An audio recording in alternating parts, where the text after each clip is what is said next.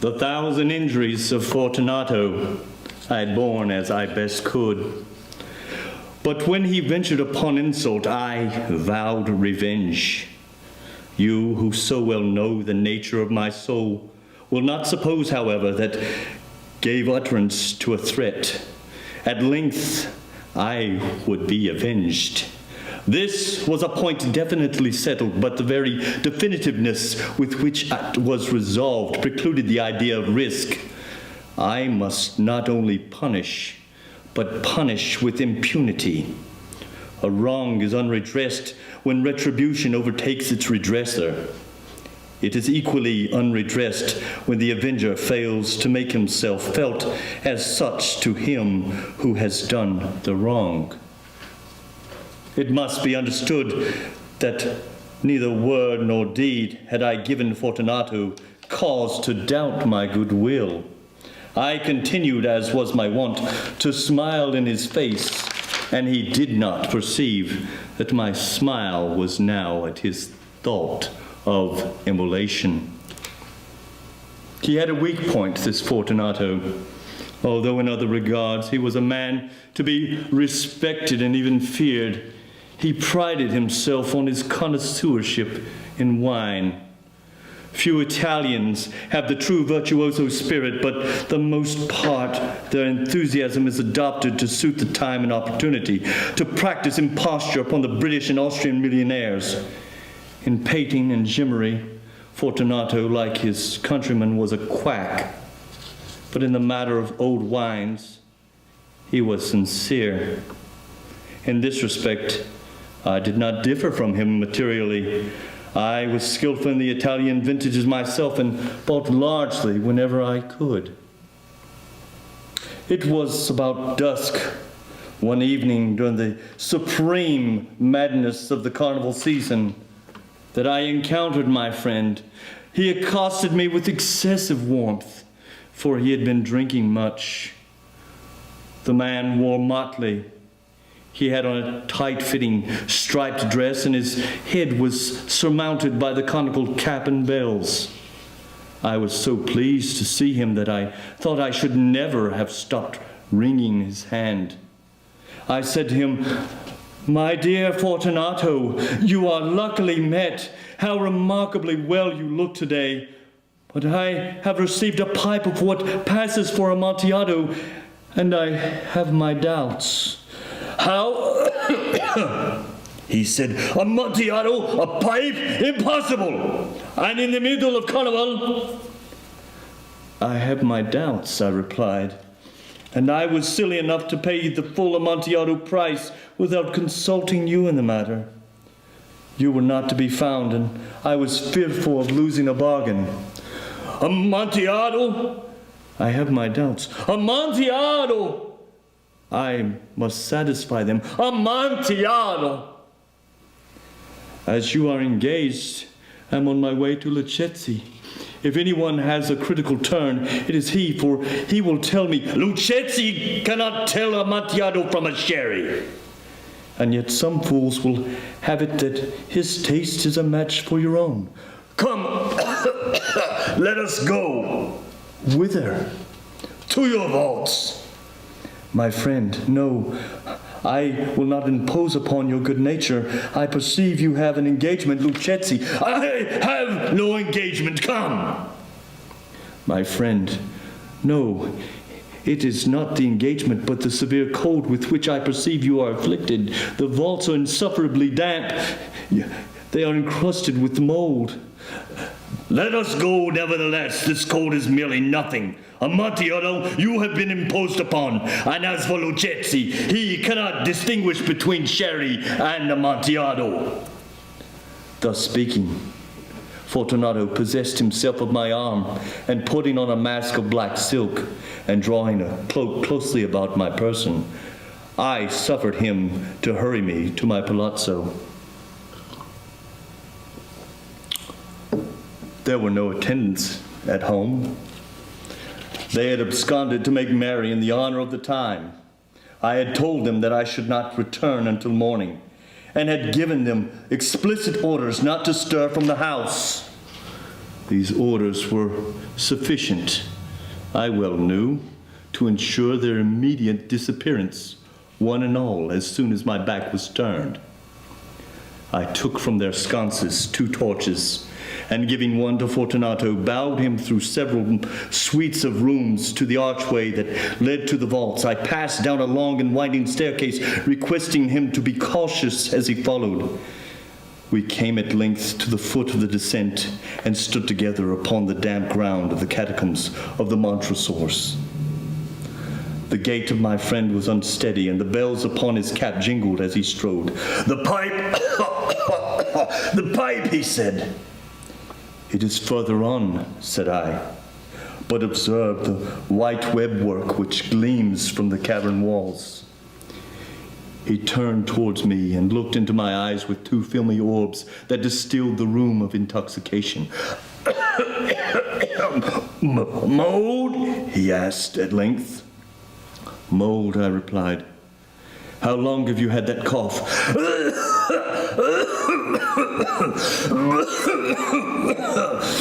My friend found it impossible to reply for many minutes. It is nothing," he said at last.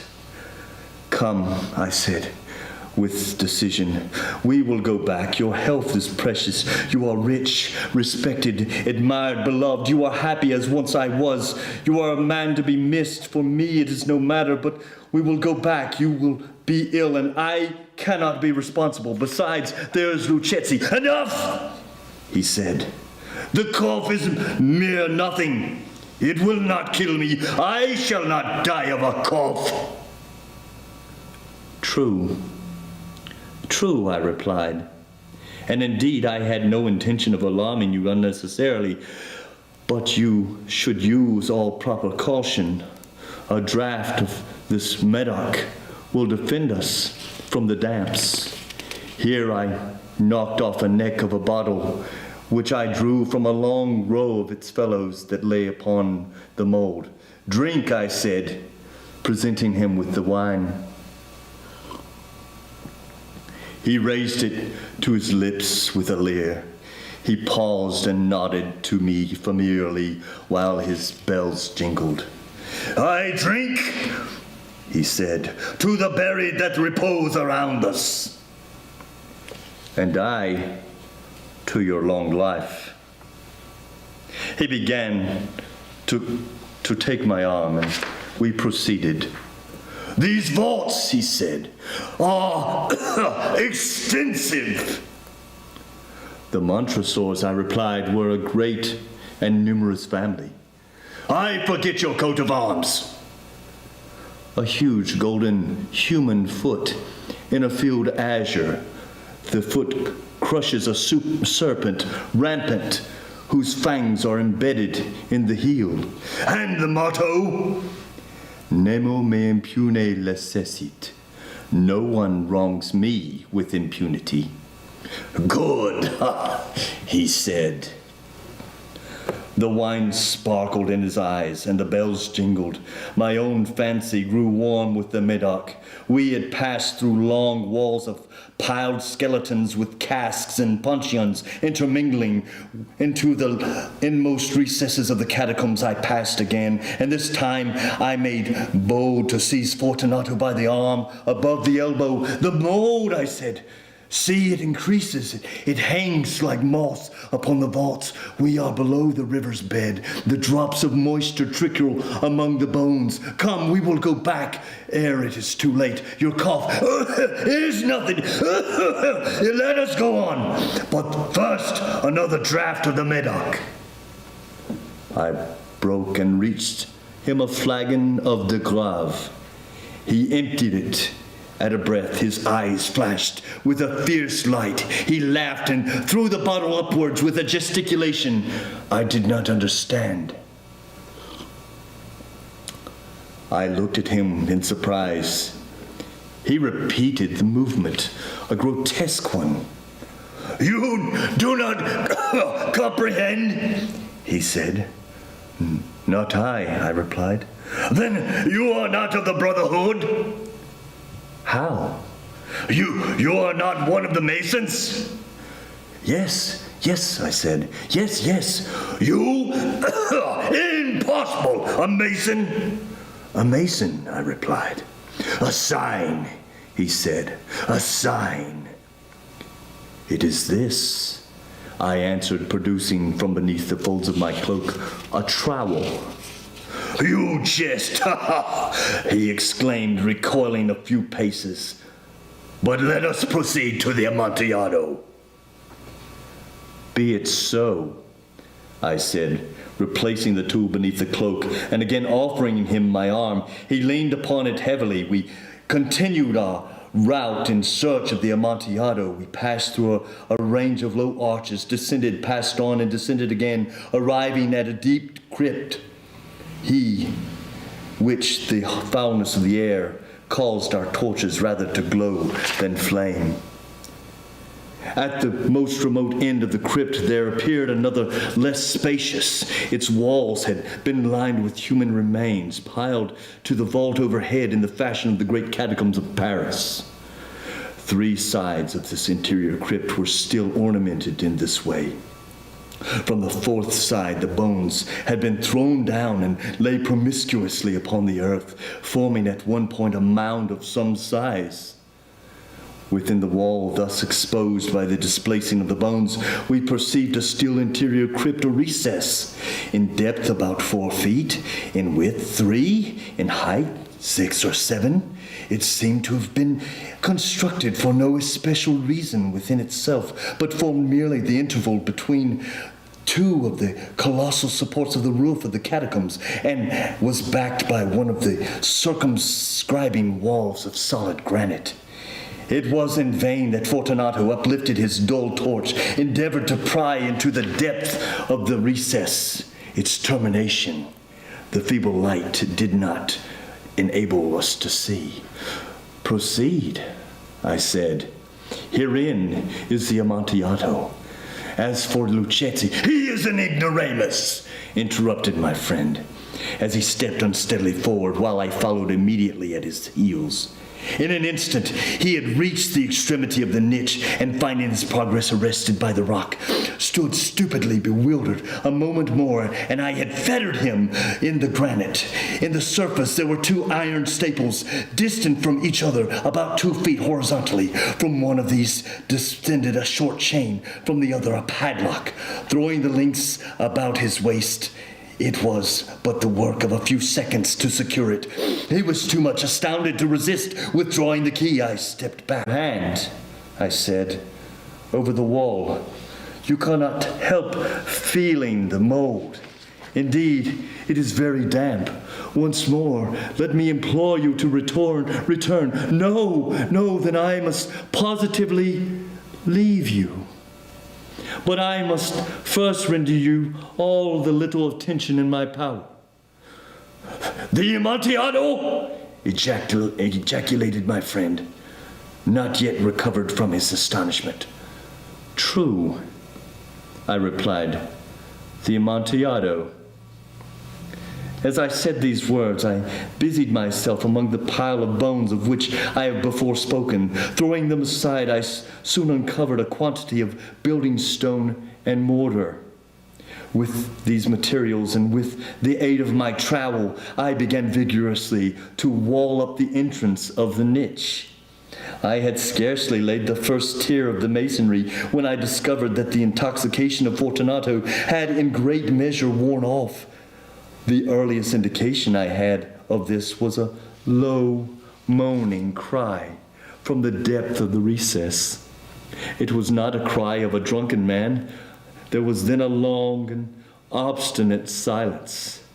I laid the 2nd tier, and the 3rd, and the 4th, and then I heard the furious vibrations of the chain. The noise lasted for several minutes, during which, that I might hearken to it with the more satisfaction, I ceased my labors and sat down upon the bones. When at last the clanking subsided, I resumed the trowel and finished without interruption the 5th, the 6th, and the 7th tier. The wall was now nearly upon the level of my breast. I again paused, and holding the torch over the mason work, threw a feeble rays upon the figure within. A succession of loud and shrill screams bursting suddenly from the thrust of the chained form seemed to thrust me violently back. For a brief moment I hesitated. I trembled, unsheathing my rapier. I began to grope with it about the recess, but the thought of an instant reassured me. I placed my hand upon the solid fabric of the catacombs and felt satisfied. I reapproached the wall. I replied to the yells of him who clamored. I re-echoed. I aided. I surpassed them in volume and in strength. I did this, and the clamorer grew still. It was now midnight, and my task was drawing to a close. I had completed the 8th, the 9th, and the 10th tier. I had finished a portion of the last and the 11th. Then there remained but a single stone to be fitted and plastered in. I struggled with its weight. I placed it partially in its destined position, but now there came from out of the niche a low laugh that erected the hairs upon my head. It was succeeded by a sad voice, which I had difficulty in recognizing as that of that noble Fortunato. The voice said, "A very good joke indeed. An excellent jest. We will have many a rich laugh about this at the palazzo. Over our wine." "The Amontillado," I said. "Yes, the Amontillado. But is it not getting late? Will not they be awaiting us at the palazzo, the Lady Fortunato and the rest? Let us be gone." "Yes," I said, "let us be gone." "For the love of God, Montresor!" "Yes," I said, "for the love of God." But to these words I hearkened in vain for a reply. I grew impatient. I called aloud, "Fortunato!" No answer. I called again, "Fortunato!" No answer still. I thrust a torch through the remaining aperture and let it fall within. There came forth in return only a jingling of the bells. My heart grew sick. It was the dampness of the catacombs that made us so. I hastened to make an end of my labor. I first forced the last stone into its position. I plastered it up against the new masonry. I re-erected the old rampart bones. For half of a century, no mortal has disturbed them. In pace requiescat.